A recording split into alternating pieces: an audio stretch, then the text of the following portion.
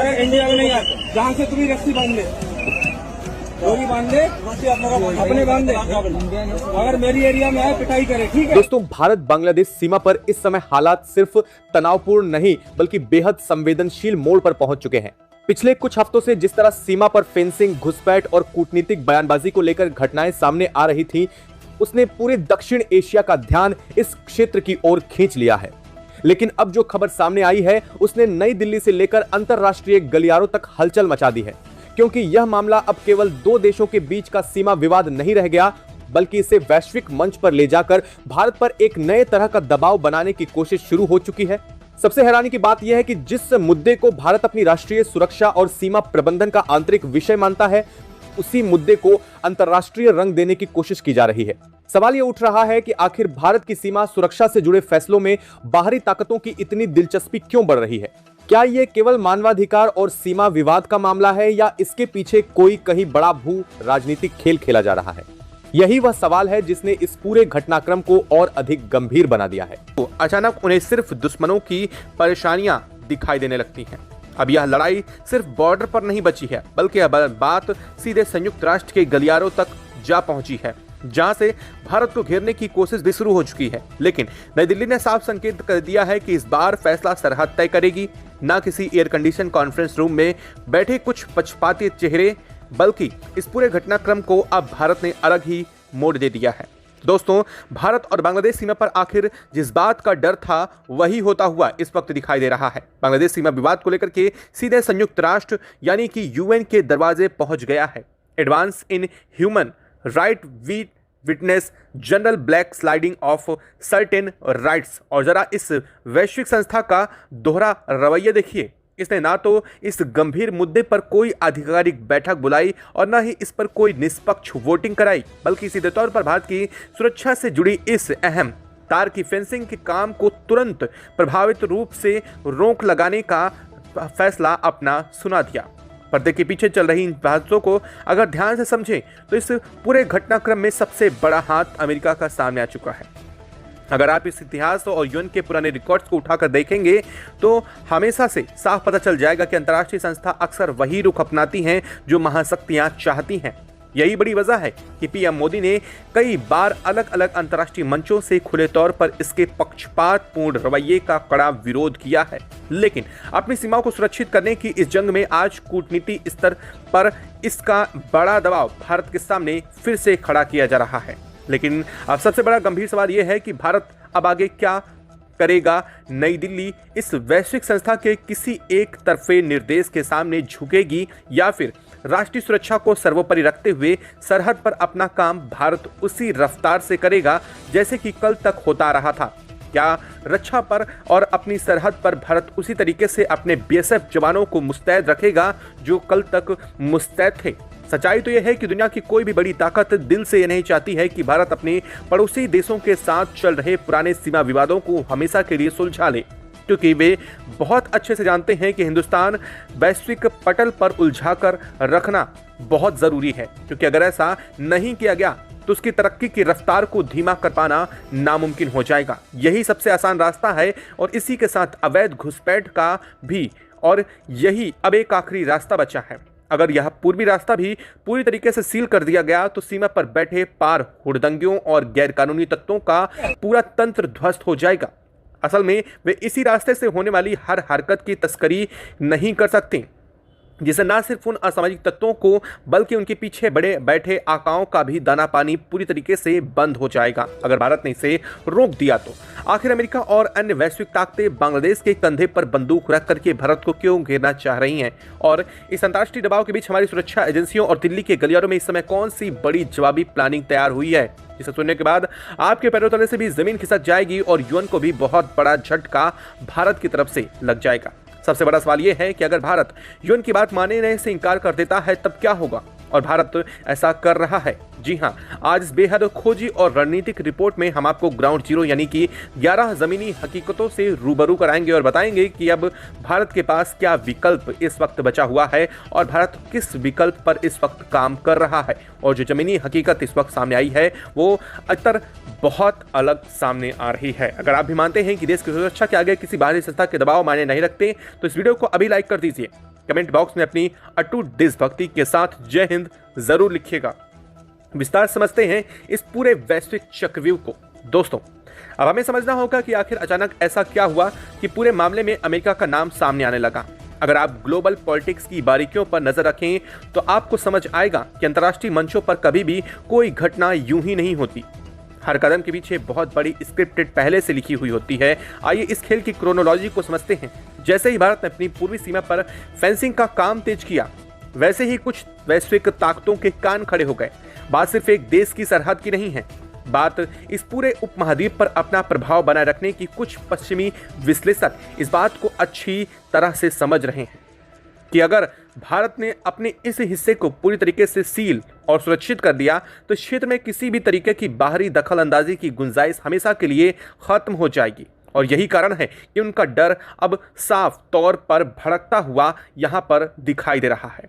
और यहाँ पर जो खबरें आ रही हैं वो इस पूरे घटनाक्रम को और भी ज़्यादा चौंका रही हैं। दरअसल इस पूरे घटनाक्रम को लेकर के सीधे शब्दों में अंतर्राष्ट्रीय पटल पर भेज दिया गया। भारत की अपनी संप्रभुता सीमाओं को सुरक्षा के मामले में किसी भी बाहरी संस्था के दखल को पूरी तरीके से खारिज कर दिया है।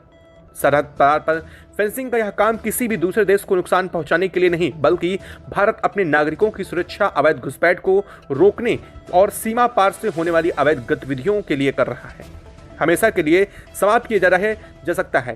दरअसल अजीत डोभाल और गृह मंत्रालय के शीर्ष अधिकारियों ने इस बैठक में ग्राउंड जीरो की सुरक्षा व्यवस्था की समीक्षा की और सीमा पर तैनात कमांडरों को स्पष्ट निर्देश जारी करके स्पष्ट साफ संदेश दे दिया।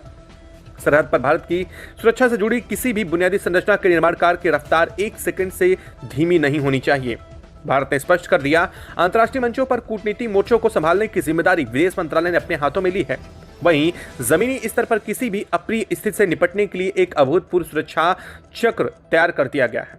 जैसे कि आपको बताया गया था कि 4 किलोमीटर की वो पट्टी जिसे किसी भी तरीके से कोई परिंदा पर मार कर भी नहीं पार कर सकता, भारत ने उस बफर जोन को तैयार कर दिया है।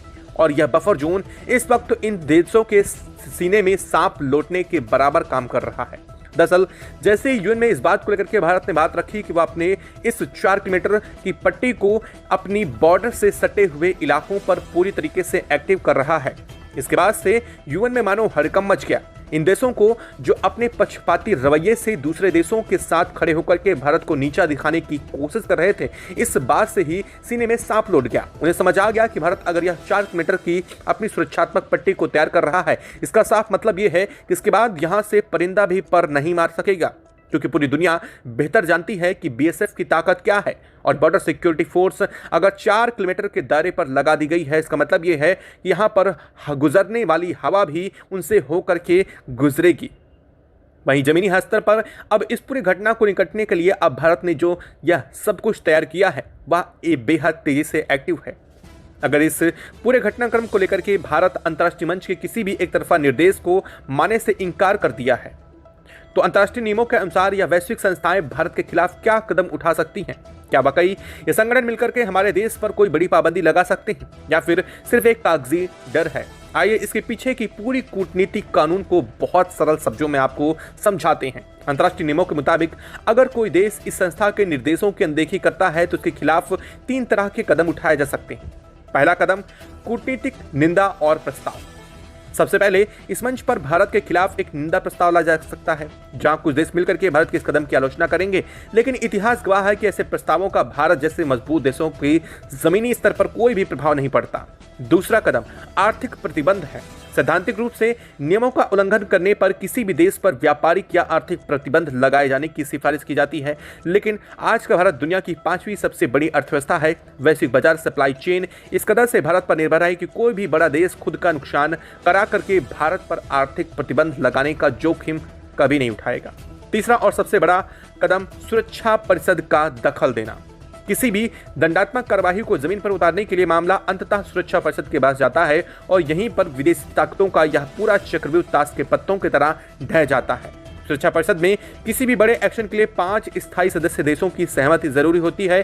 भारत के पास कूटनीतिक मोर्चे पर रूस और फ्रांस जैसे देशों का मजबूती से साथ खड़ा होना साफ बता रहा है कि इस जगह पर इनकी दाल नहीं गलने वाली है। अगर कोई भी भारत विरोधी देश हमारे खिलाफ कोई प्रस्ताव पास कराने की कोशिश करता है तो भारत के मित्र देश तुरंत अपनी विशेष वीटो पावर का इस्तेमाल करके उस प्रस्ताव को वहीं के वहीं खारिज कर देते हैं।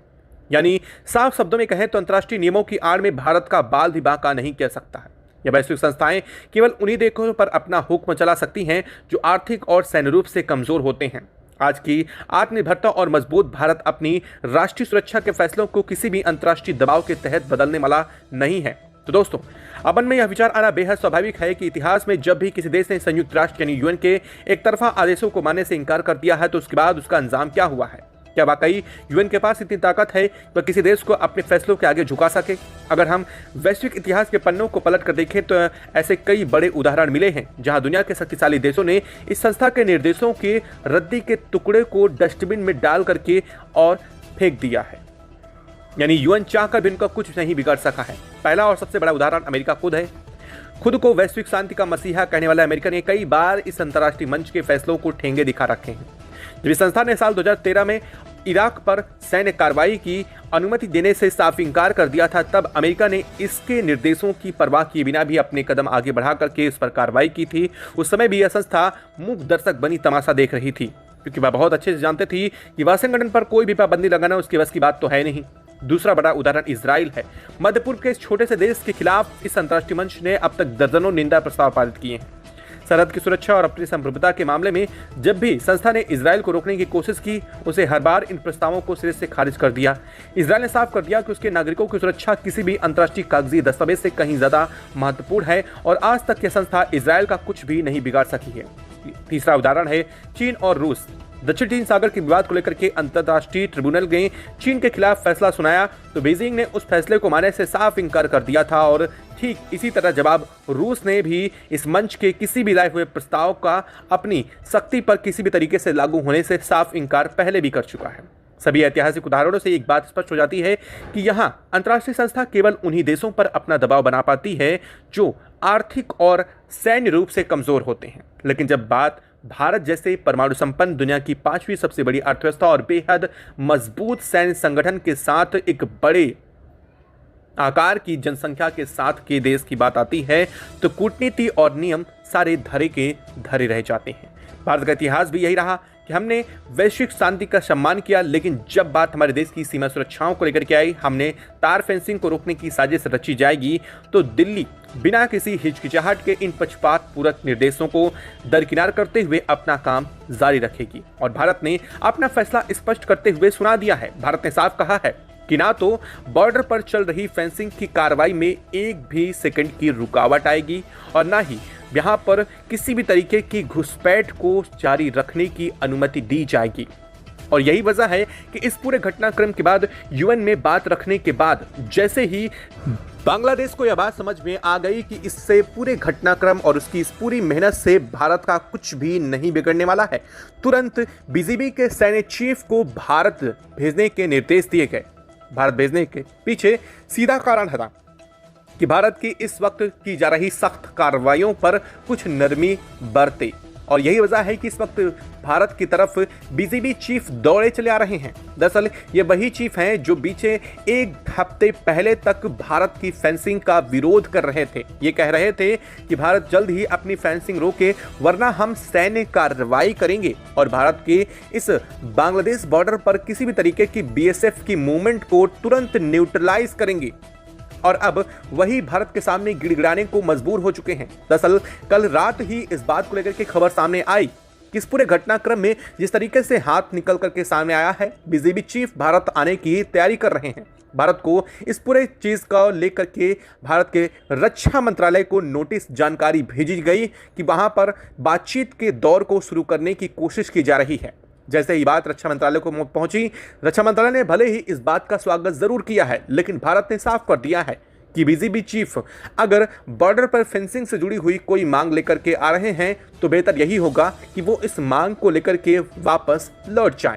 भारत का यह सख्त और कड़ा निर्देश एक बात तो साफ कर रहा है कि बांग्लादेश के किसी भी तरीके के पैतरे पर भारत फंसने वालों में से नहीं है। और भारत ने यह भी कह दिया है कि अब तक भारत सिर्फ फेंसिंग का काम कर रहा था, लेकिन बंगाल की तरफ से और बांग्लादेश में जिस तरीके से कोशिशें घुसपैठ की जा रही हैं और लगातार जैसे 280 घुसपैठ ये दबोचे गए, उसके बाद बांग्लादेश की आर्मी के कुछ ऑफिसर्स को गलत हरकतें करते हुए पाया गया, उसके बाद से एक बात तो साफ हो गई है कि भारत ने यह बात समझ ली है कि अब बात सिर्फ फेंसिंग तक सीमित रखना बेहतर नहीं होगा। भारत को सुरक्षात्मक रूप से और भी कदम आगे बढ़ करके उठाने होंगे और इसीलिए 4 किलोमीटर का यह बफर जोन अब पूरी तरीके से एक्टिव होने जा रहा है। दरअसल 4 किलोमीटर के इस इलाके में जितने भी घर भारत की तरफ से बनी बॉर्डर पर मौजूद हैं, उन घरों को खाली करवाया जा रहा है। यहाँ पर सैन्य सुरक्षा चौकियां स्थापित की जा रही हैं, जिनकी डेंसिटी पहले दूर थी, जिन्हें पहले 2-2 किलोमीटर की दूरी पर बनाया गया था। अब वही चौकियां 1-1 किलोमीटर की अंतराल में बनाई जा रही हैं। साथ ही साथ यहाँ पर मौजूदा BSF जवानों की संख्या को बढ़ा करके 2 गुना कर दिया गया है। तभी तो अचानक से भारत के गृह मंत्री अमित शाह ने BSF के 60,000 बटालियन को और भी ज्यादा सेना के इसी क्षेत्र पर उतार दिया है। दरअसल यहां अब ना तो कोई परिंदा पर मार सकता है, ना ही पानी के जरिए, ना ही जमीन के जरिए और ना ही सुरंगों के जरिए किसी भी तरीके की घुसपैठ को अंजाम दिया जा सकेगा। सबसे बड़ी बात यह है कि इस वक्त इतने एक्टिव रडार और सेंसर एक्टिव किए गए हैं जो कि जमीन के अंदर हो रही किसी भी मूवमेंट को भी रिकॉर्ड कर सकते हैं और इस वाइब्रेशन को फील करके पता लगा सकते हैं कि क्या जमीन के अंदर सुरंग बनी हुई है या फिर बनाए जाने की कोशिश की जा रही है। अब आपको समझिए, भारत इस वक्त पूरी तरीके से अपनी सीमा को सील कर रहा है और यहाँ पर UN बड़ी बड़ी बातें करके एक बार फिर भारत के खिलाफ अपना प्रस्ताव पास करने की कोशिश। खैर, इससे कोई फर्क नहीं पड़ता कि भारत के खिलाफ UN क्या कह रहा है और यह बात अब खुद बांग्लादेश को भी समझ में आ चुकी है कि कुछ भी कहे, UN कितना भी भारत के खिलाफ प्रस्ताव पास कर दे, लेकिन भारत अब रुकने वालों में से नहीं है। भारत से निपटने का एक ही तरीका है और भारत को मनाने का एक ही तरीका है कि भारत से बातचीत का दौर वापस से शुरू किया जाए। जिस तरीके से अगर देखा जाए तो भारत अगर चाहे तो एक दिन के अंदर अंदर बांग्लादेश की बिजली आपूर्ति, खाना आपूर्ति से लेकर के किसी भी चीज़ों पर प्रतिबंध लगा दे सकता है, लेकिन भारत अब तक एक बड़े भाई की भूमिका अदा कर रहा है। लेकिन शायद यह बात अब बांग्लादेश को रास नहीं आ रही है। भारत का बड़े भाई की तरह भूमिका अदा करना बांग्लादेश के लिए अच्छा नहीं हो रहा है। तभी तो बांग्लादेश चीन और पाक की गोद में जाकर के बैठ चुका है। दरअसल देखी जा रही है लगातार बांग्लादेश की इन बॉर्डरों पर वो मूवमेंट जो अब तक भारत ने कभी नहीं देखी है। यहाँ पर से वो घुसपैठियों को घुसाने की कोशिश की जा रही है जिनकी दाल पाक बॉर्डर से कभी आज तक नहीं गल सकी है और इसी वजह से भारत पूरी तरीके से चौकन्ना है, क्योंकि भारत समझता है कि अगर यहाँ से सेना को घुसाने की कोशिश या फिर घुसपैठियों की कोशिश जारी रहती है तो यह भारत की सुरक्षा के लिए बड़ा खतरा बन सकता है। और यही वजह है कि भारत अपनी चौतरफा सीमा जो थी उसे ब्लॉक करते हुए अपनी आखिरी सीमा जो बांग्लादेश बॉर्डर से लग रही थी उसे भी ब्लॉक करने का सीधा फैसला सुना दिया है। और इस पूरे घटनाक्रम के बीच में सबसे साफ बात एक और सामने रही है कि दिल्ली के साउथ ब्लॉक में इस वक्त इस पूरे घटनाक्रम को लेकर के निगरानी तेज है। BSF को सीधे निर्देश दिए जा चुके हैं। BSF से साफ कहा जा चुका है कि अगर घुसपैठ करते हुए कोई भी पकड़ा जाता है तो उस पर किसी भी तरीके की रहम की कोशिश भी ना की जाए। ना तो कोई कागजी कार्रवाई होगी, ना ही कोई बातचीत का दौर होगा और ना ही वापस करने की कोई दरकार होगी। इस पूरे घटनाक्रम के बीच में जैसे ही किसी को पकड़ा जाता है उस पर तुरंत बड़े एक्शन लिए जाएंगे। भारत के इस कदम के साथ ही बांग्लादेश में और भी हलचल तब मच गई जब बांग्लादेश की तरफ से कुछ लोगों ने अपने यहाँ के घुसपैठियों को उकसाने की कोशिश करी। उनका यह मानना था कि अगर भारत की बॉर्डर और फेंसिंग तो तोड़ करके वहां से अंदर घुस जाया जाए तो भारत कुछ भी नहीं कर पाएगा, लेकिन शायद वो गलत थे कि अब बात सिर्फ बॉर्डर फेंसिंग तक नहीं बची है। अब इस बॉर्डर की फेंसिंग को पार करने के बाद 4 किलोमीटर का दायरा जहां पर एक भी बार अगर आप ट्रेस होते हैं तो वहीं से आपका खेल खत्म। आपको वापस जाने की भी मोहताज नौबत नहीं दी जाएगी। इससे अब एक बात तो साफ हो चुकी है कि भारत का यह कड़ा रुख इन सब के लिए बड़ी चुनौती बनता हुआ दिखाई दे रहा है।